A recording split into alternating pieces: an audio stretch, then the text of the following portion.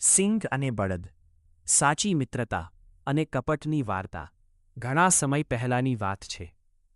એક વેપારી પોતાના 2 બળદો સાથે જંગલના રસ્તેથી પસાર થઈ રહ્યો હતો. તેમાંથી એક બળદનું નામ સંજીવક હતું. રસ્તામાં સંજીવક અચાનક કાદવમાં ફસાઈ ગયો અને તેનો પગ મચકોડાઈ ગયો. વેપારીએ તેને બહાર કાઢવાનો ઘણો પ્રયત્ન કર્યો, પણ તે સફળ ન થયો.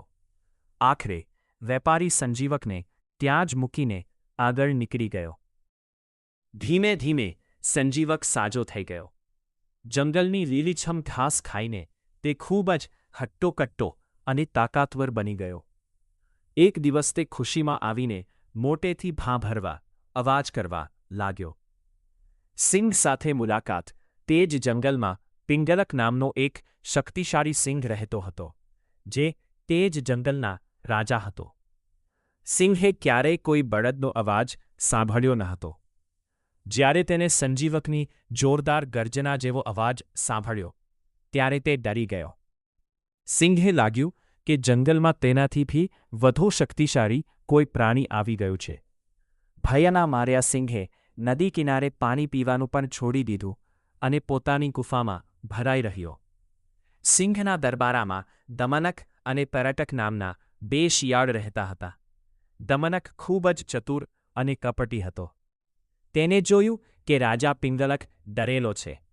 તે સિંહ પાસે ગયો અને બોલ્યો, મહારાજ, આપ જંગલના રાજા છો. આપ કોનાથી ડરો છો? મને આ જ્ઞાત કરવા દો.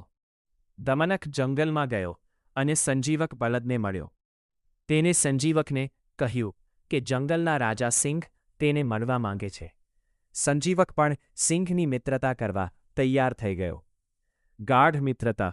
જ્યારે બળદ સિંહના દરબારમાં પહોંચ્યો, ત્યારે સિંહને સમજાયું કે આ તો માત્ર એક શાકાહારી બળદ છે. બંને વચ્ચે વાતચીત થઈ અને ધીમે ધીમે તેમની વચ્ચે ગાઢ મિત્રતા થઈ ગઈ. સિંહ સંજીવકની બુદ્ધિ અને તેના વ્યવહારથી એટલો પ્રભાવિત થયો કે તે પોતાનો મોટા ભાગનો સમય સંજીવક સાથે જ વિતાવવા લાગ્યો. તે શિકાર કરવાનું પણ ભૂલી ગયો. પરિણામ, સિંહ સંજીવકની વાતોમાં એટલો મશગુલ થઈ ગયો કે તેને દરબારના અન્ય પ્રાણીઓ અને શિયાળો તરફ ધ્યાન આપવાનું બંધ કરી દીધું. શિયાળની ચાલ અને મિત્રતામાં તિરાડ. સિંહ શિકાર ન કરતો હોવાથી શિયાળોને ભોજન મળવાનું બંધ થઈ ગયું. દમનક આનાથી ખૂબ નારાજ થયો. તેને સિંહ અને બળદની મિત્રતા તોડવાનો કાવતરું ઘડ્યો. સિંહ પાસે જઈને કાન ભંભેર્યા. દમનક સિંહ પાસે ગયો અને એકાંતમાં કહ્યું, મહારાજ, આ સંજીવક ભરોસાપાત્ર નથી. તે તમારી ગાદી છીનવી લેવા માંગે છે. તે પીઠ પાછળ તમારી નિંદા કરે છે અને પોતાને તમારાથી શ્રેષ્ઠ સમજે છે.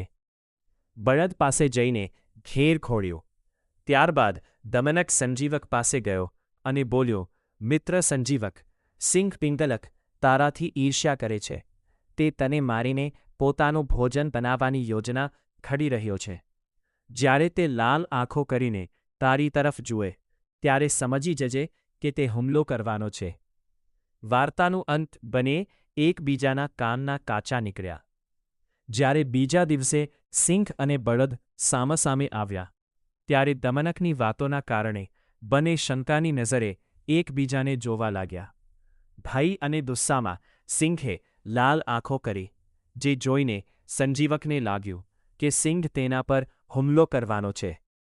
સંજીવકે પણ પોતાના શિંગડા ઉઠાવ્યા. બંને વચ્ચે ભયંકર લડાઈ શરૂ થઈ ગઈ. અંતે સિંહે પોતાના પંજાના પ્રહારથી સંજીવક બળદને મારી નાખ્યો. જ્યારે સંજીવક મરી ગયો, ત્યારે સિંહ ખૂબ જ ઉદાસ થઈ ગયો અને રડવા લાગ્યો, કારણ કે તેમણે એક સાચો અને બુદ્ધિશાળી મિત્ર ગુમાવાયો હતો. પરંતુ કપટી શિયાળ દમનક મનમાં ખુશ થઈ રહ્યો હતો, કારણ કે તેનો રસ્તો સાફ થઈ ગયો હતો અને હવે તેને ખાવા માટે ઘણો માંસ મળવાનું હતું.